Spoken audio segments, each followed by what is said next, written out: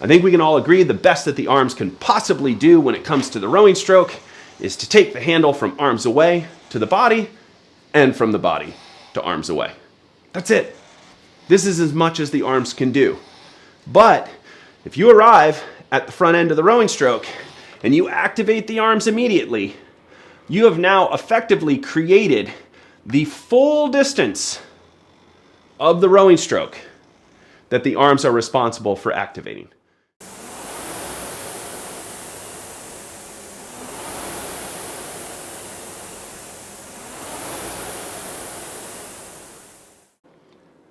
I'd like to walk you through one of my favorite drills for teaching proper drive mechanics in the rowing stroke.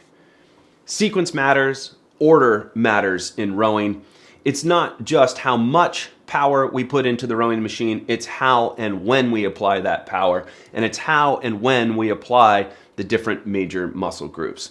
The rowing stroke is often broken down into the legs, the body, and the arms, and this drill does a great job of teaching us how to and when to utilize each body part across the drive phase of the rowing stroke. And that drill, of course, is legs, legs and body, and normal strokes, where we're using legs, body, and arms. So for this drill, it is actually important that the feet are strapped in, specifically when we are doing legs and body. If the feet are not strapped in and we're just rowing with the legs and the body, we will tumble off the back of the machine. So the drill is just as it sounds. We're going to start rowing just with the legs. Important things to think about. Let's set ourselves up well from the back end of the rowing stroke to start the drill. Legs are flat to start, body is tilted forward to that 11 o'clock position, shoulders are relaxed, chest is up, sternum's up, arms are outstretched like cables, and from here, all we're going to do is roll into the front end and press out. What we really want to think about is that the legs are moving the handle. The handle moves with the legs.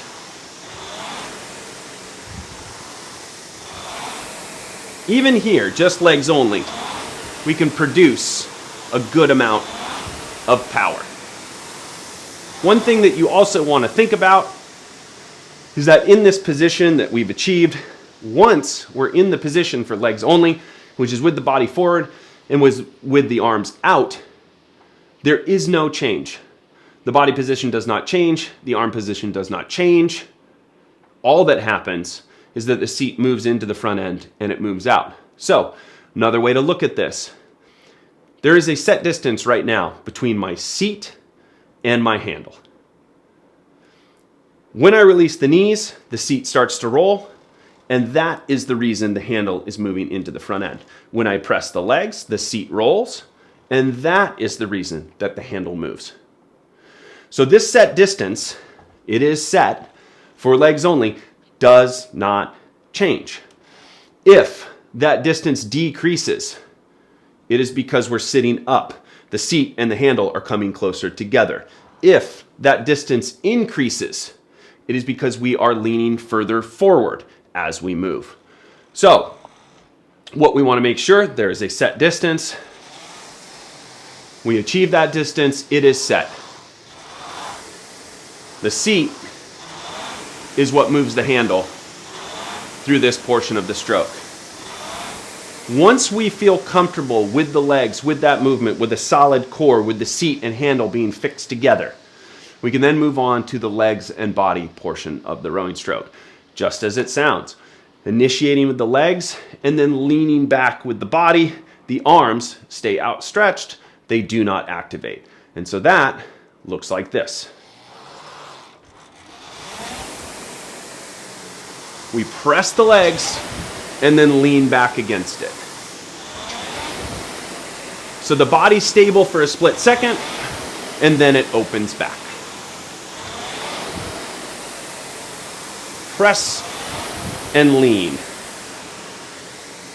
It's a little bit jarring at the finish. You really have to have strong core and strong abs to make sure that as you swing back, that you're not sinking down onto your butt, leaning back too far. You want to be aggressive with the body because you really want to work on that activation. You have to be strong in the core so that you can have that solid finish.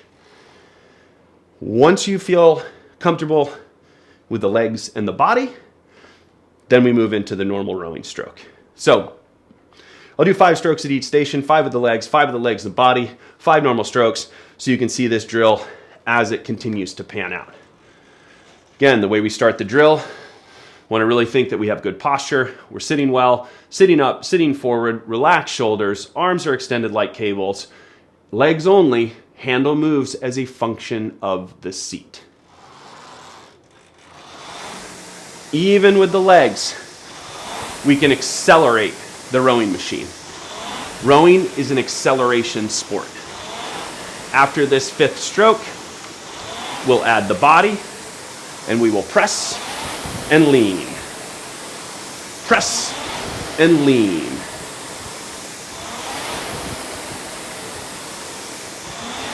Once we've developed speed here and comfort, we'll go to the normal stroke.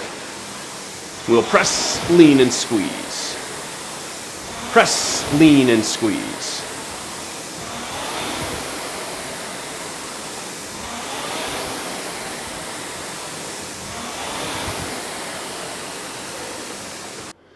And that is the legs, legs and body, legs, body, and arms drill. And what it is teaching us is how and when to activate the legs, the body, and the arms across the drive phase of the rowing stroke. And why it's important to activate from the front end of the stroke with the legs and then add the body and then the arms is that the heaviest and slowest that the machine will be moving is around the front end of the rowing stroke. As we finish our rowing stroke and we start to come forward, this fan is going to slow down, slow down, slow down. And then we are going to drive it and it's going to speed up and get lighter. We want to make sure at the quote unquote heaviest and slowest part of the rowing stroke that we address that with the strongest muscle group, and that's the legs. So we want to be driving with the legs, hanging with the arms, connected with the core. We start to develop that speed and power. And as we're developing that speed and power and the initial push, that is elevating that fan. The fan is accelerating. The fan is getting lighter. And so if we're smart about it, we create that initial push with the legs. Now it's a little lighter, a little faster, and the perfect place to activate with the body.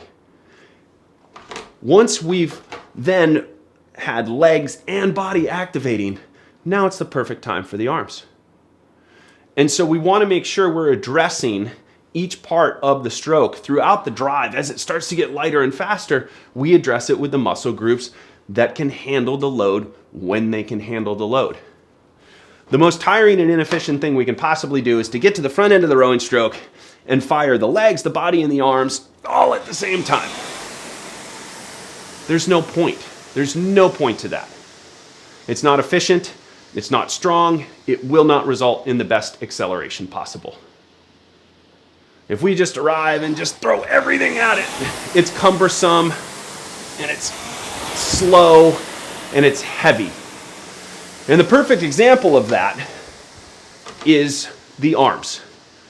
I think we can all agree the best that the arms can possibly do when it comes to the rowing stroke is to take the handle from arms away to the body and from the body to arms away. That's it. This is as much as the arms can do.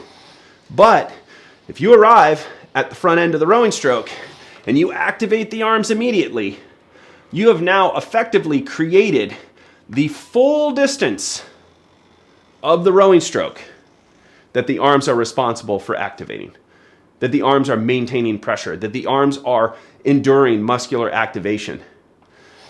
So instead of just allowing and understanding this is the best the arms can possibly do and this is all they should be doing, you're asking them to do this. Same goes for the back. If we open the body and the back off of the legs immediately, it is cumbersome, it is heavy, it is slow. It's not good for your back. So we really want to develop speed and power, get further through the drive before we look to activate the body.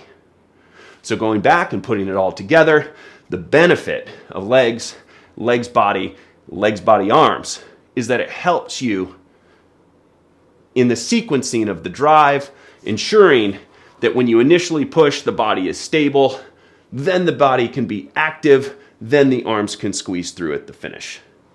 So use this drill to create greater efficiency, greater power, and greater speed across the drive phase of your rowing stroke. If you found this video useful, be sure to like, subscribe. There will be more videos for you soon, and there are plenty of videos already in existence, so please check out the channel. I'm sure you'll find more interesting information you can use in your rowing journey.